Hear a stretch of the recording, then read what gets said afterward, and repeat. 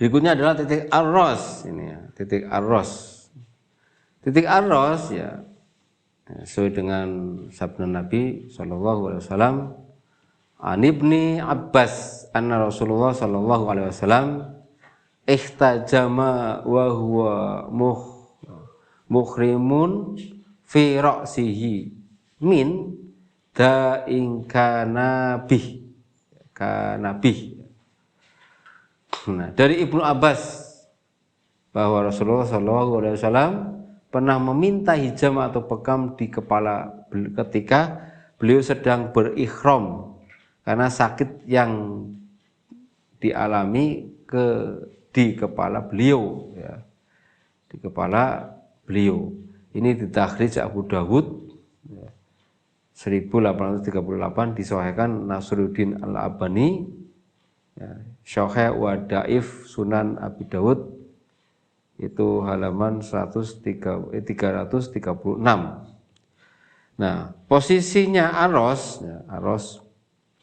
Pengertian aros atau kepala yang dimaksud adalah bagian kepala yang ditumbuhi rambut, yaitu pada titik selain muhis atau al-hamma dan al-yafuq. Nah, jadi intinya adalah titik aros itu wilayahnya semua area yang ditumbuhi rambut di luar titik muhis di sini ya, atau al-hamma juga al-yafuq. Berarti titik yang di sekitar itu selain 3 titik tersebut adalah titik arros. Semua wilayah kepala yang ditumbuhi rambut. Nah, itu titik arros. Ya. Kemudian manfaat titik tersebut adalah sama seperti titik al-yafuq juga titik muhis atau al-hamma. Berikutnya adalah titik al-ahdain. Titik al-ahdain. Hadis Nabi sallallahu alaihi wasallam an Anas ibni Malik anna Nabi sallallahu alaihi wasallam ikhtajama salasa fil akhda'ain wal kahil. Nah, ini dari Anas bahwa Nabi sallallahu alaihi wasallam pernah meminta hijamah di akhda'ain dan kahil. Di takhrij Abu Dawud 3862 dan Ibnu Majah 3483 dan Ahmad 12212, yaitu titik al-ahdain. Titik al-ahdain ya, posisinya adalah sebagaimana disebutkan dalam kitab Syarhul Masyabih. Posisinya terletak di sepanjang 2 sisi leher di antara kedua pundak di bawah tumbuh rambut.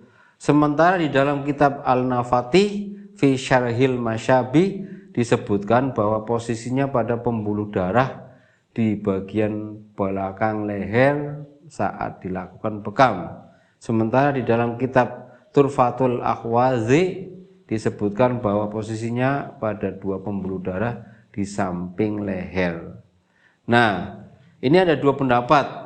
Nah, ada 2 pendapat, yaitu di bawah telinga sini lurus ya, samping kanan kiri leher di bawah telinga sini ya. Ya, pendapat yang lain itu di samping kanan tengkuk ya, tengkuk itu di situ ya, ada batas rambut sama bahu. Nah, di situ. Maka berdasarkan kesepakatan ya, para dokter muslim yang meneliti ya, terkait dengan anatomi tubuh, maka titik al-ahdain itu disepakati yang lebih aman itu di belakang sini. Jadi kanan kiri tengkuk ya, batas rambut sampai bahu itu tengahnya di sana ya, samping kanan kiri tengkuk di situ. Itu yang lebih disepakati. Karena apa?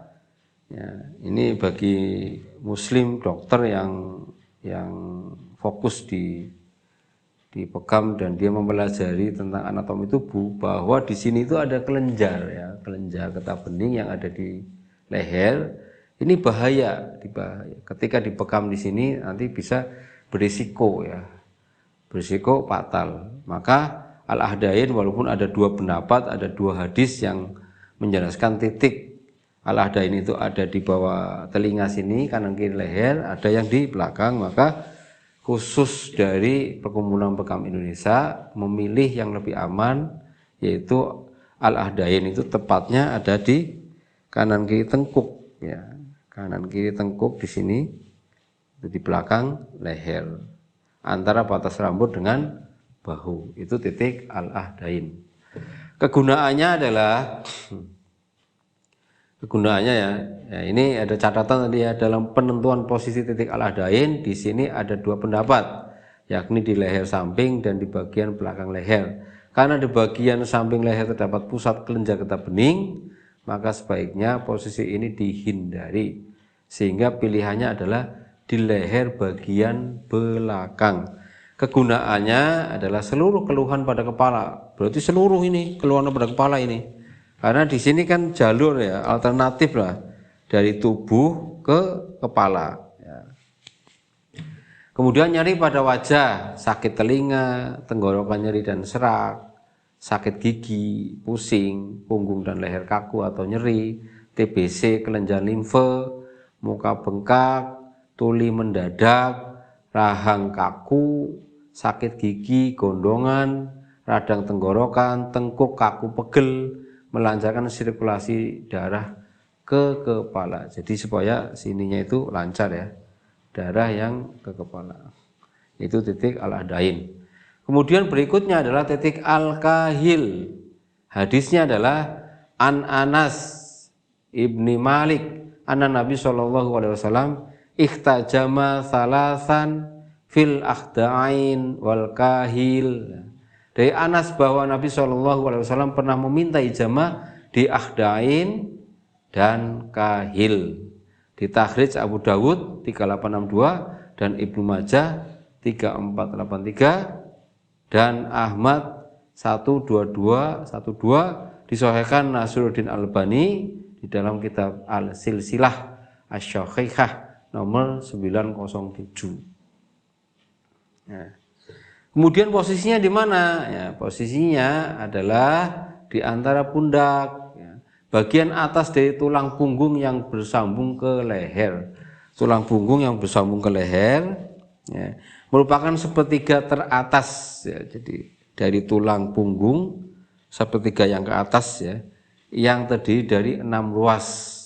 Dalam penjelasan ini kahil merupakan pertemuan antara pundak. Jadi pertemuan antara pundak ini dengan ini ditarik, yaitu pertemuan antar pundak. Kegunaannya ya, semua penyakit dan keluhan, melancarkan semua penyakit dan keluhan ini. Jadi ini memang titik sentral ya. Titik al-kahil ini adalah titik sentral di mana dari kepala persarafan ke bawah, ke punggung, ke tubuh ya, dari kanan kiri ya. Ini kalau kita memahami di ilmu meridian itu ada 7 meridian itu melalui titik al-kahil ini. Maka ini titik sentral. Ini makanya al-kahil itu ibarat kata itu kalau kita mau bekam apapun keluhannya ya dengan kaidah analisa dan diagnosa ya, itu al-kahil biasanya ya tetap diambil ya, titik al-kahil. Nanti kombinasi dengan titik keluhan gitu ya. Nah, kemudian ini semua gangguan kepala dan gangguan jantung dan gangguan paru ya. Gitu. Ada migrain, nyeri kepala, pusing, ketegangan pada leher dan pundak. Ya. Kemudian ini ada kontraindikasi ya, ada kontraindikasi. Pembekaman pada titik al-kahil jika tepat pada posisi tulang servikal 7, ya, C7, dapat mengakibatkan kesemutan di lidah. Jadi ada pengalaman di lapangan ya dari anggota PBI ketika ngambilnya di C7 ya, cervical 7 itu terjadi kesemutan di lidah. Jadi lidahnya itu kayak kesemutan itu ya baal ya, baal. Bengkak di pipi, ya ada yang pipinya bengkak, bahkan kesulitan bicara ya.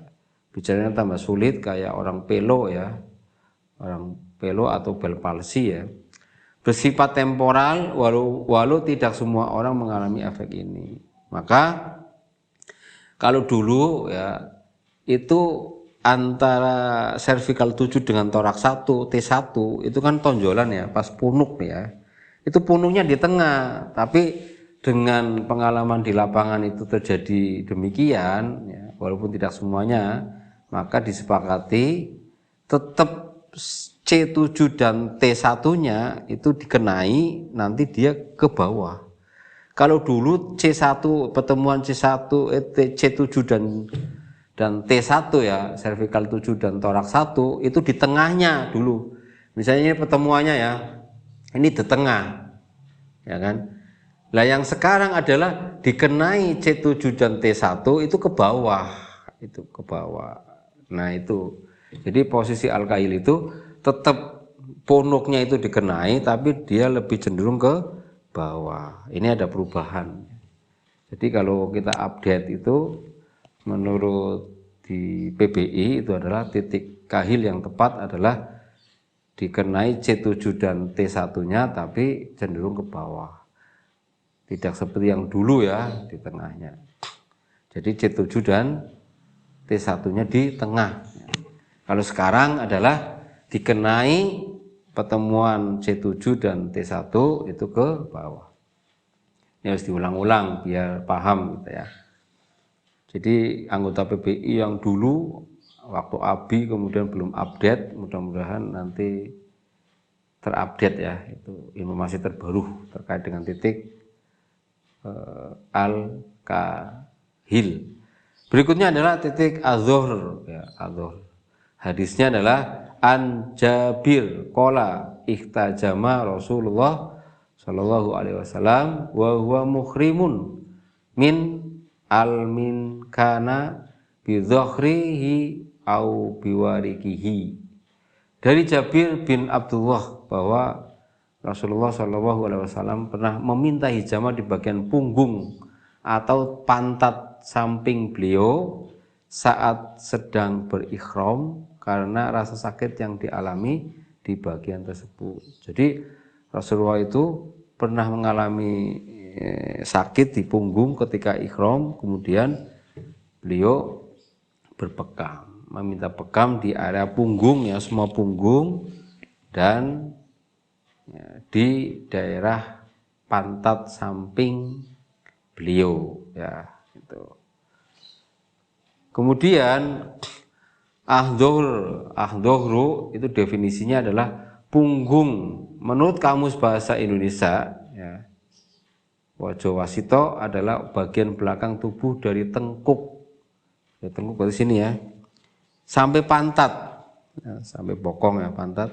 Dan menurut Kamus Besar Bahasa Indonesia adalah bagian belakang tubuh manusia dari leher sampai tulang ekor. Jadi leher sampai tulang ekor. Mengacu kepada definisi di atas bisa dikajabarkan bahwa punggung adalah bagian belakang tubuh manusia yang dimulai dari daerah setelah leher atau tengkuk, terus ke bawah hingga daerah pantat, bahkan hingga bagian tulang ekor. Area tersebut cukup luas sehingga titik-titik bekam yang mencakup daerah punggung bisa cukup banyak. SOP Bekam PBI memberikan rekomendasi pengambilan titik bekam pada daerah punggung paling banyak maksimal adalah sejumlah 8 titik. Nah, kalau kacamata bekam holistik maka tergantung kondisi tubuhnya. Ketika dia panasnya ekses, darah bergolak-golak penuh, energinya berlebihan, itu insya Allah bisa lebih dari 8 titik ya. Kalau dari PBI itu dari kacamata standar ya, orang normal itu maksimal 8 titik saja supaya tidak terjadi hal-hal yang tidak diinginkan. Cara penentuan titiknya adalah dengan mengambil titik berpasangan kanan dan kiri ya, misalnya di sini ya, itu kanan kiri, posisi diambil 2 jari dari sebelah luar tulang belakang. Jadi ada tulang belakang, nanti kanan kiri 2 jari dari tulang belakang. Nah, itu di situ. Ambilnya adalah sepasang ya, kanan kiri. Dhuhr ya. Itu yang pertama adalah dhuhrul a'la, posisi pada titik belikat. Jadi belikat yang atas itu nanti situ pasangannya. Kalau di meridian itu ya sekitar di area BL 12 13 di situ ya, di situ. Kemudian al-dhuhrul wasyati, posisi sekitar organ liver dan lambung. Jadi belikat itu daerah bawahnya ini, belikat. Kemudian ini yang lurus dengan liver dan lambung ya.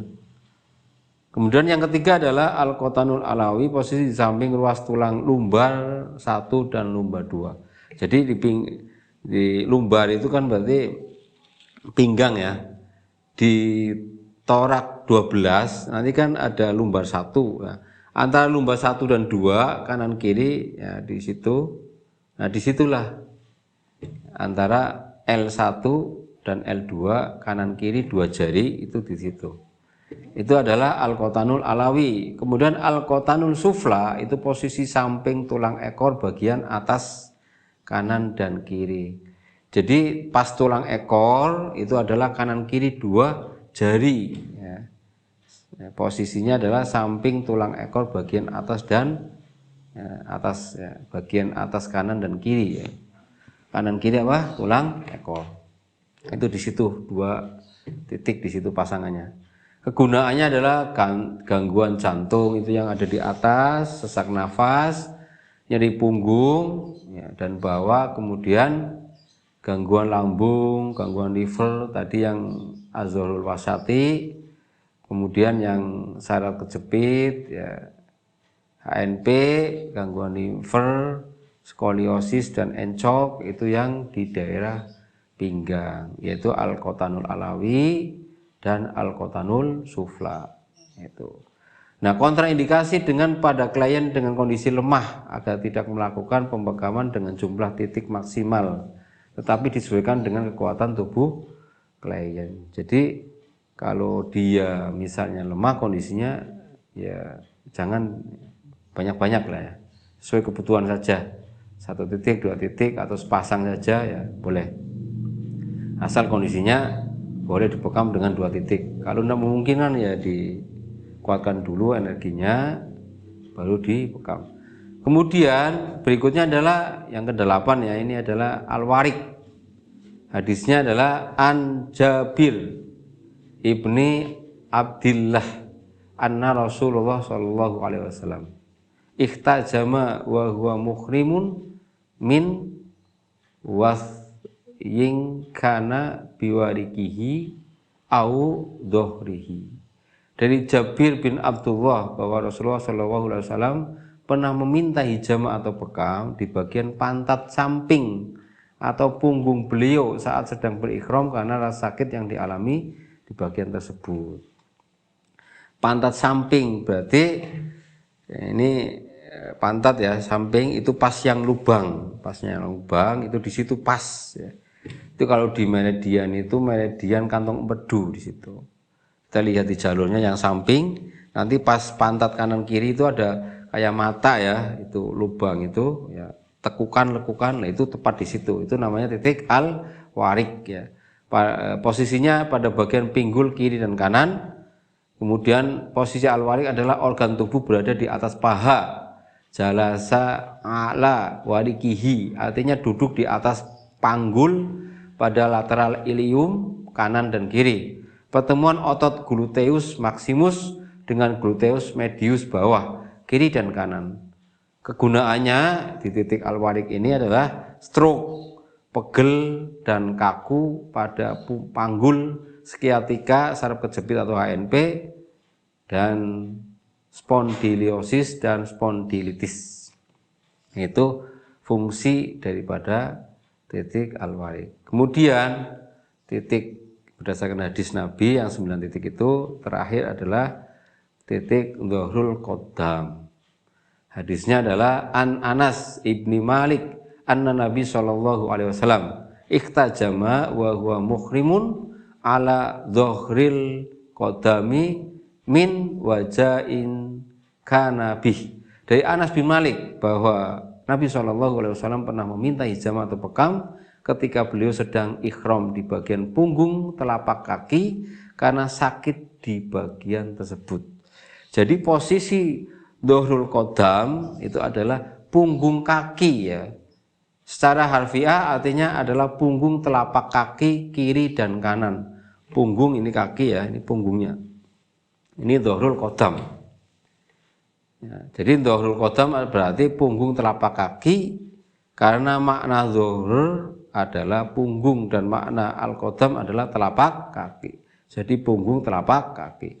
Posisinya satu jari, satu jempol jari di atas titik pertemuan antara tulang ibu jari, kaki dan jari telunjuk. Nah, ini ibarat kaki ya. Ini ibu jari kaki, ini jari telunjuk. Itu satu jari, satu jempol. Nah, satu jempol ke atas di sini nih. Nah, ini kaitannya dengan titik meridian Taichung, liver ketiga. Ini biasanya fungsinya untuk penenang ya. Terutama yang livernya panas ya, livernya panas, dia sedang galau dan lain sebagainya ya. Maka di titik itu adalah titik penenang Taichung. Maka harapannya bekam di area sini itu insya Allah untuk ya tensinya tinggi, ya itu bisa insya Allah. Kemudian semua keluhan kaki, ya, nyeri head bisa, pendarahan, bisul, gatal pada daerah genital dan anus, lelah kaki ya, kalau kakinya lelah banget dan seterusnya, itu bisa ambil di titik itu sambil tiduran biar tidak pusing ya. Atau pokoknya dia ada kencang-kencang di pesarapan ya, mikirnya itu terlalu kenceng ya, itu bisa, karena titik Taichung itu bisa untuk menurunkan tensi juga ya. Maka ketika di situ dibekam juga insya Allah sifatnya sedasi ya. Jadi sedasi itu untuk menurunkan sesuatu yang berlebihan. Catatan, hati-hati pada pembuluh yang ada denyutnya, lebih aman dekat ke arah jempol kaki, hindari terkena arteri dorsalis pedis. Jadi di sini ada ini pembuluh arteri ya. Itu yang berdenyut itu juga harus hati-hati. Ini di wilayah kakinya ya. Itu menghindari terkena arteri dorsalis pedis. Jadi ada pembuluh vena, pembuluh arteri. Nah, ini khusus arteri dorsalis pedis itu dihindari. Nah, itu 9 titik ya, 9 titik. Maka untuk asam urat ya, itu kaki-kaki yang semutan dan seterusnya, asal sindromnya itu adalah sindrom kuat, ekses, berlebihan, maka insya Allah titik dhahrul qadam itu insya Allah lebih tepat. Demikian insya Allah ya yang bisa saya sampaikan. Kita mengenal titik, tapi yang khusus titik bekam nabawi. Nanti kalau yang titik yang di luaran itu sudah titik berkombinasi dengan pengalaman di lapangan. Demikian yang bisa saya sampaikan, kurang lebihnya mohon maaf. Assalamualaikum warahmatullahi wabarakatuh.